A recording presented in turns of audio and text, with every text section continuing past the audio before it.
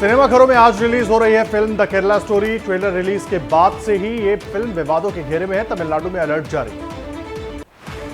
धर्मांतरण पर बनी film the Kerala story. Film को लेकर प्रियंका गांधी ने बीजेपी सरकार पर साधा निशाना। फिल्म के जरिए जनता का ध्यान भटकाने का आरोप लगाया। फिल्म द केरला स्टोरी को लेकर हिंदू जनजागृति समिति के प्रवक्ता मोहन गवड़ा ने कहा, लव जिहाद की सच्ची कहानी लोगों को जाननी चाहिए। समाजवादी पार्टी के नेता अबू आजमी की फिल्म केरल स्टोरी को बकवास बताया। कहा, फिल्म में दिखाए गए तथ्य झूठे हैं। हिंदू संगठनों के साथ नफरत फैलाने की हो रही है कोशिश। एबीपी न्यूज के portal Kerala file story file को देखकर भोपाल में संस्कृति बचाओ मंच के लोगों ने कार्यक्रम की तारीफ की और सरकार से द केरला स्टोरी फिल्म को टैक्स फ्री करने की मांग की।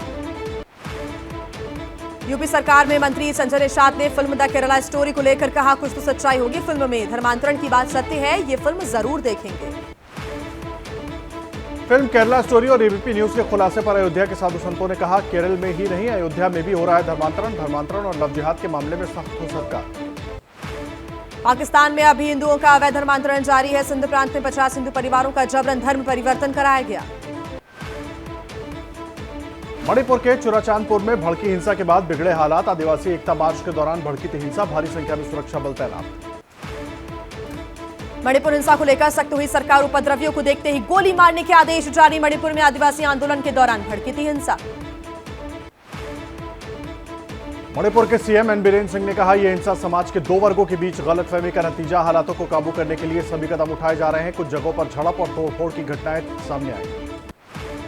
मणिपुर की राज्यपाल अनुसुईया उइके ने शांति बनाए रखने की अपील की। हिंसा में मारे गए लोगों के परिजनों के प्रति जताई संवेदना। कहा, शांति और सद्भाव बनाए रखें, अफवाहों पर ध्यान न दें। मणिपुर में जारी हिंसा के बीच गृहमंत्री अमित शाह ने मणिपुर के सीएम एन बीरेन सिंह से की बात। गृहमंत्री ने सीएम को दिया हर संभव मदद का भरोसा। मणिपुर में जारी हिंसा के बीच कांग्रेस नेताओं ने की राज्यपाल अनुसुईया उइके से मुलाकात। कहा, मणिपुर में हालात सामान्य करने के लिए दखल दे भारत सरकार।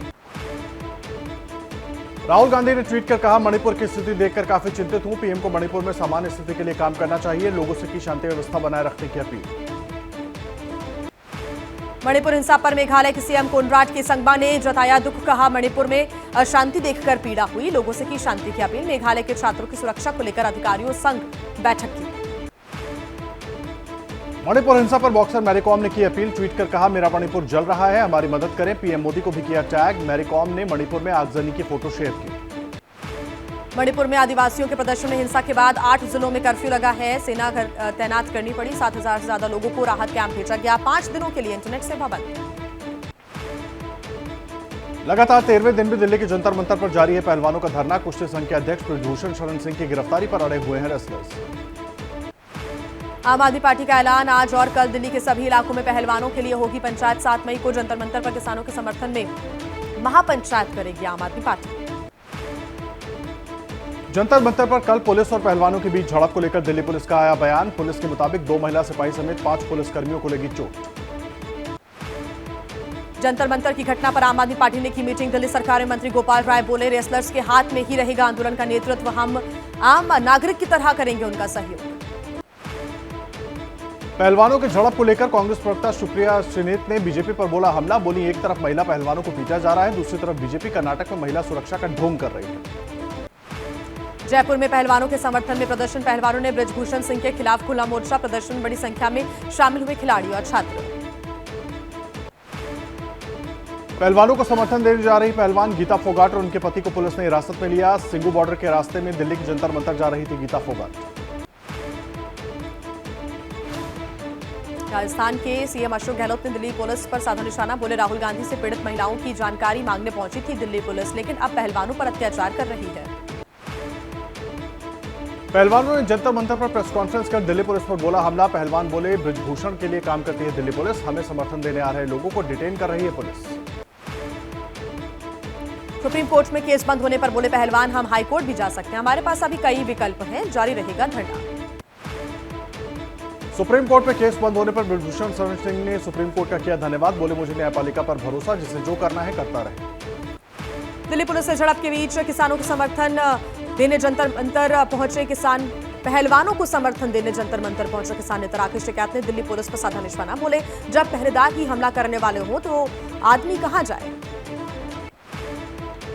पहलवानों के धरने पर बीजेपी नेता अलका गुर्जर का बयान, कहा महिला पहलवान खिलाड़ियों को राजनीतिक मोहरा बनाया जा रहा है। जंतर मंतर पर एक ही तरह के लोग बैठे हुए हैं। बिहार के सीएम नीतीश कुमार को मिलेगा उद्धव ठाकरे और शरद पवार का साथ। विपक्षी एकता को मजबूती देने के लिए पटना में एक मंच पर होंगे 7 सूत्रों के अनुसार उद्धव ने नीतीश का न्योता स्वीकार कर लिया है। कर्नाटक विधानसभा चुनाव को लेकर बंगाल सीएम ममता बनर्जी का बीजेपी पर वार, कहा मुझे खुशी होगी अगर बीजेपी की हार की शुरुआत कर्नाटक से हो। बीजेपी सत्ता से बाहर होगी तो देश का भला होगा। निकाय चुनाव को लेकर अयोध्या में योगी आदित्यनाथ ने की रैली, समाजवादी पार्टी पर बोला हमला। बोले पहले आतंकियों के मुकदमे वापस लेती थी एसपी की सरकार, अब यूपी में अपराध की कोई जगह नहीं है।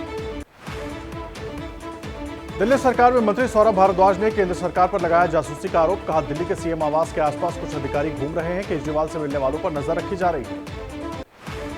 कांग्रेस नेता जयराम रमेश ने मणिपुर हिंसा की तस्वीर ट्वीट करते हुए बीजेपी पर साधा निशाना, कहा यह है डबल इंजन की सरकार की हकीकत। मणिपुर जल रहा है लेकिन मोदी और शाह चुनाव प्रचार में व्यस्त हैं।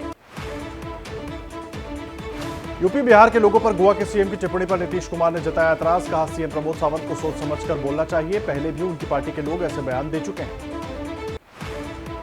दिल्ली सीएम आवास इनोवेशन मामले पर केंद्रीय मंत्री मीनाक्षी लेखी ने केजरीवाल सरकार पर निशाना साधा, कहा हमें केजरीवाल के शीश महल का हिसाब किताब चाहिए, नियमों की अनदेखी का भी आरोप लगाया।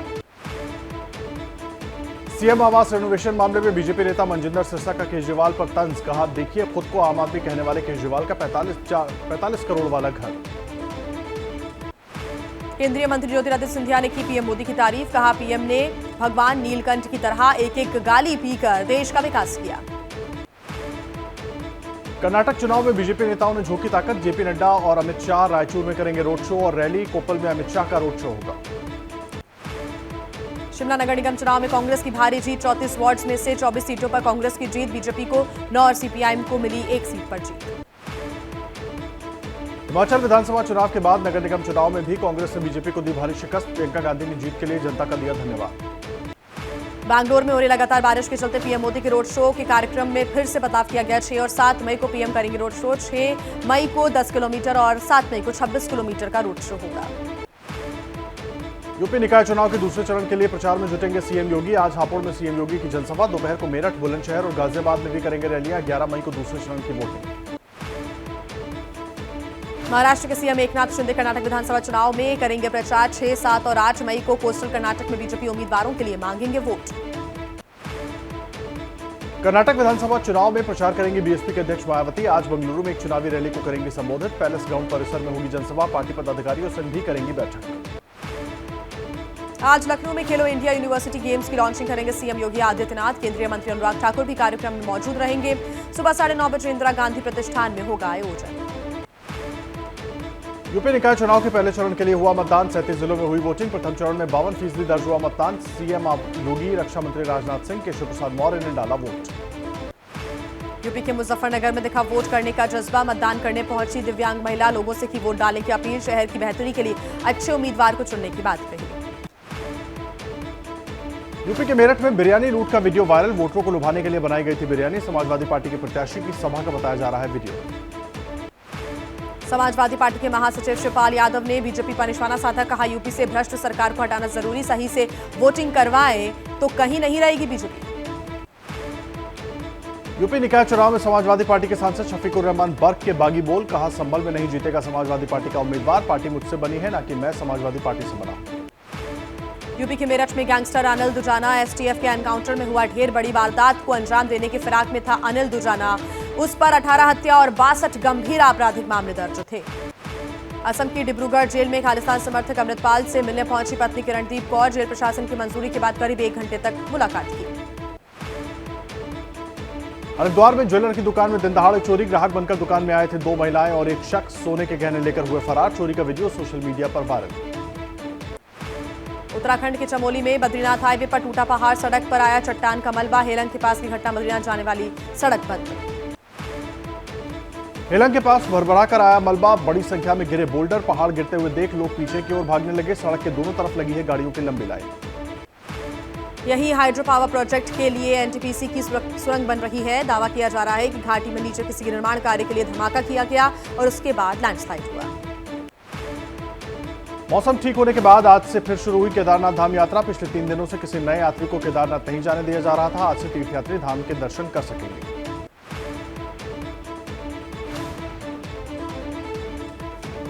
केदारनाथ धाम के लिए आज से रजिस्ट्रेशन की प्रक्रिया भी फिर से शुरू हो गई है। धाम में बहुत बड़ी संख्या में श्रद्धालुओं के पहुंचने की उम्मीद।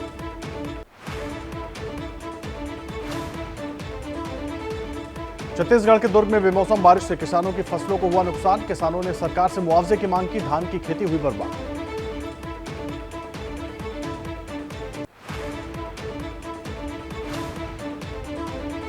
राजस्थान के उदयपुर में अवैध कब्जे पर चला पुलिस का बुलडोजर। हिस्ट्री शीटर किसान मिनारिया के रेस्टोरेंट के अवैध निर्माण को तोड़ा गया। मौके पर भारी पुलिस बल तैनात। बिहार के बेतिया में 5 लाख का इनामी नक्सली राम बाबू और उसका साथी गिरफ्तार। पुलिस और एसटीएफ की टीम ने नक्सली को पकड़ा। मुखबिर की सूचना पर पुलिस ने मारा छापा। दिल्ली के पूर्व डिप्टी सीएम मनीष सिसोदिया के खिलाफ ईडी ने दाखिल की चार्जशीट। आबकारी नीति से जुड़े मनी लॉन्ड्रिंग मामले में राउज एवेन्यू कोर्ट में दाखिल की है चार्जशीट। कल होगी सुनवाई। दिल्ली के पूर्व मंत्री सत्येंद्र जैन की याचिका पर 9 जून को होगी सुनवाई। सत्येंद्र जैन ने ईडी सीबीआई मामले में बेंच ट्रांसफर करने की मांग की है। जयपुर के दूदू इलाके में भीषण सड़क हादसा। 8 लोगों की मौत। तेज रफ्तार टैंकर का फटा टायर बेकाबू टैंकर डिवाइडर तोड़ते हुए सामने से आ रही कार पर पलटा। बिहार में दरभंगा की ललित नारायण मिथिला विश्वविद्यालय में छात्रों का हंगामा। कुलपति का घेराव कर बनाया बंधक। पीएचडी नामांकन के नतीजों को लेकर छात्रों ने हंगामा किया। जम्मू कश्मीर के श्रीनगर में पहला स्मार्ट शेयरिंग साइकिल पॉइंट शुरू। स्मार्ट सिटी प्रोजेक्ट के तहत शुरू हुआ साइकिल पॉइंट साइकिल के इस्तेमाल को बढ़ावा देने की पहल। आज साल का पहला चंद्र ग्रहण रात 8:44 से रात 1:01 तक रहेगा ग्रहण। भारत में नहीं दिखाई देगा चंद्र ग्रहण। इसके पहले 20 अप्रैल को साल का पहला सूर्य ग्रहण लगा था। अमेरिकी डॉलर के मुकाबले भारतीय रुपए में 2 पैसे की मामूली बढ़त। $1 के मुकाबले 81 रुपए 78 पैसे पर बंद हुआ रुपया। शेयर बाजार 555.95 अंक बढ़कर 61,749.25 पर बंद हुआ। निफ्टी भी 165.95 की बढ़त करके 18,255 पर बंद हुआ। एक दशक बाद पहली बार भारत आए पाकिस्तान के विदेश मंत्री। एससीओ की देशों की बैठक में हिस्सा लेने के लिए गोवा आए बिलावल भुट्टो। शहबाज शरीफ बोले, हम शांति के लिए प्रतिबद्ध। गोवा एससीओ समिट में विदेश मंत्री एस जयशंकर की चीन के विदेश मंत्री के साथ हुई द्विपक्षीय बैठक। सीमावर्ती इलाके में शांति व्यवस्था बनाए रखने को लेकर हुई बातचीत। आईपीएल में आज राजस्थान रॉयल्स और गुजरात टाइटंस के बीच खेला जाएगा मुकाबला। जयपुर के सवाई मानसिंह स्टेडियम में खेला जाएगा मैच। जैसे ही घड़ी का काटा दोपहर 2:30 पे आए, बबीता जी का दिल सास बहू साजिश के लिए मचल जाए। और ये है इनकी बहू, पूरे दिन ऑफिस की टेंशन हो जाए गॉन जब ये करें अपना फेवरेट शो फ्री टाइम पे ऑन। इनकी तरह आप भी देखें अपना फेवरेट शो अपने टाइम पर और डाउनलोड कीजिए एबीपी लाइव ऐप अपने स्मार्ट टीवी पर।